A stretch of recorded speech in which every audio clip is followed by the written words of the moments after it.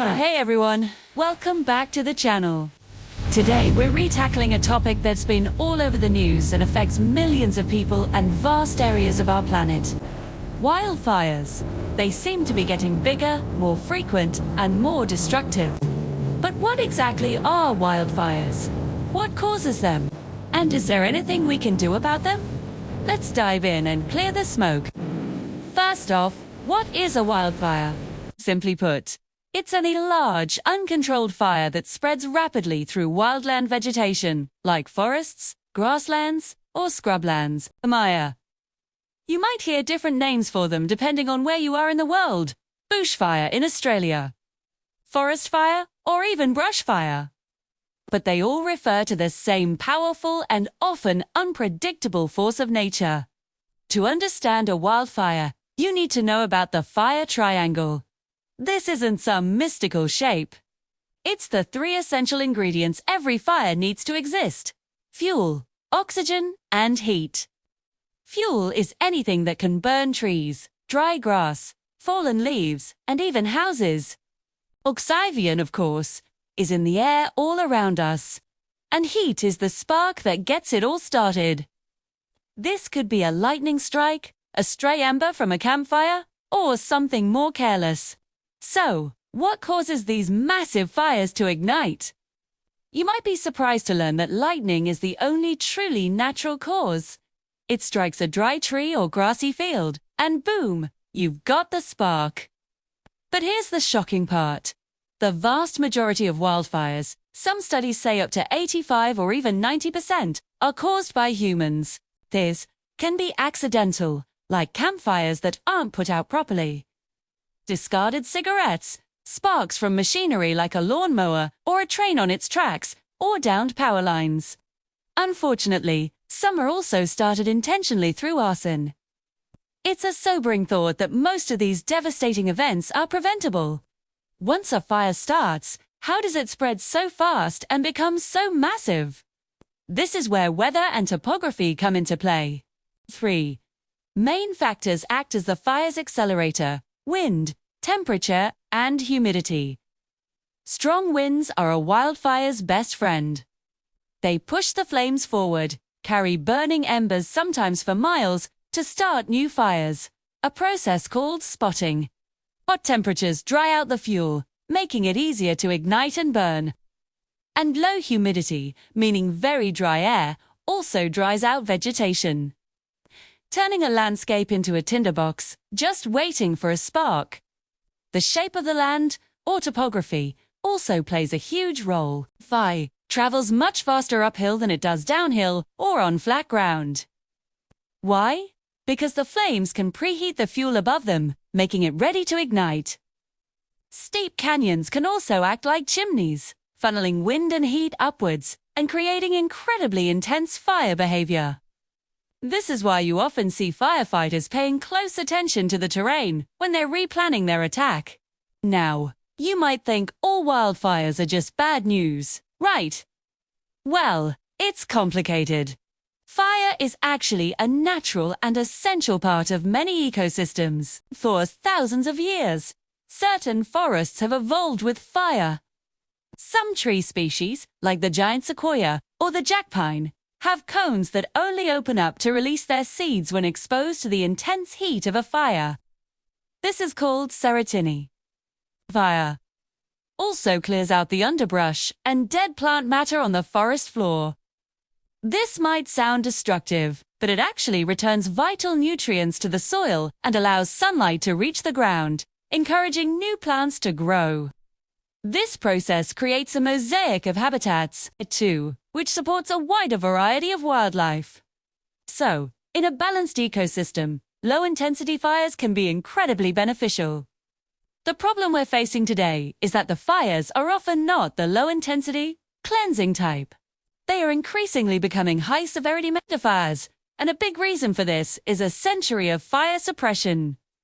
For the longest time, our strategy was to put out every single fire as quickly as possible. This Smokey Bear approach seemed logical, but it had an unintended consequence.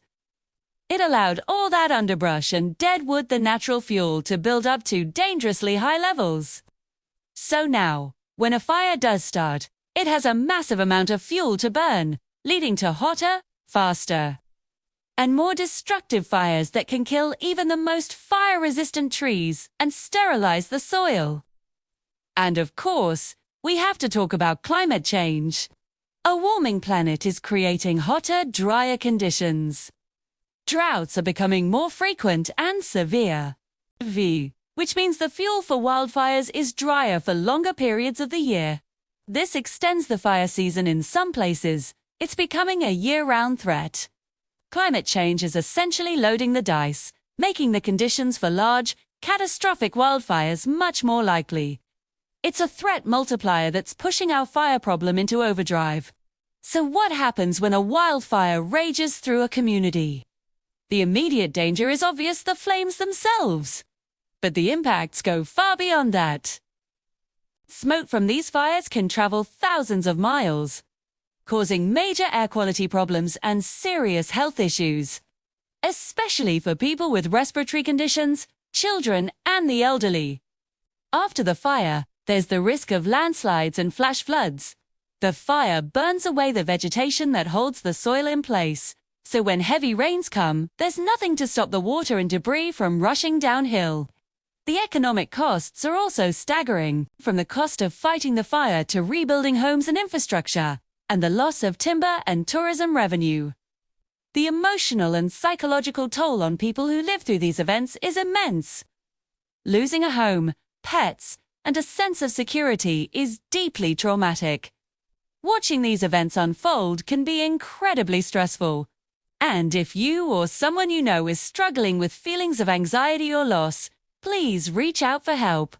Talking to a mental health professional or a support group can make a world of difference. There are resources available, and you don't have to go through it alone. So, what can be done? It's a massive challenge that requires action on multiple levels. At the individual and community level, creating defensible space is key. This means clearing flammable vegetation, trees, and wood piles away from your home to create a buffer zone that can slow or stop a fire's advance. Using fire-resistant building materials is also crucial. 4. On a larger scale, land managers are reintroducing fire in a controlled way through what are called prescribed burns or controlled burns. This is where they intentionally set low-intensity fires under very specific weather conditions to clear out that excess fuel we talked about. It's like a vaccine for the forest, reducing the risk of a catastrophic outbreak later on. Of course, the biggest piece of the puzzle is addressing climate change by reducing our carbon emissions. It's the long-term solution that will help dial back the extreme weather conditions that are fanning the flames. And finally, we have to talk about the heroes on the front lines: the firefighters. These brave men and women work in incredibly dangerous and grueling conditions. They build fire breaks, which are gaps in vegetation down to the bare soil, to stop the fire's spread. They drop water and fire retardant from aircraft. And they go in on foot with hand tools and hoses. It is exhausting, hazardous work, and they deserve our utmost respect and support. So, from the simple fire triangle to the complex interplay of climate, human action, and ecology, wildfires are a powerful force shaping our world. They can be a source of renewal, but increasingly, they are a source of destruction. Understanding them is the first step toward learning how to coexist with them more safely and sustainably. Thanks so much for watching. Hi. I hope this gave you a clearer picture of the complex issue of wildfires. If you found this video helpful, please give it a thumbs up and consider subscribing for more deep dives into the world around us. Stay safe, and I'll see you in the next one.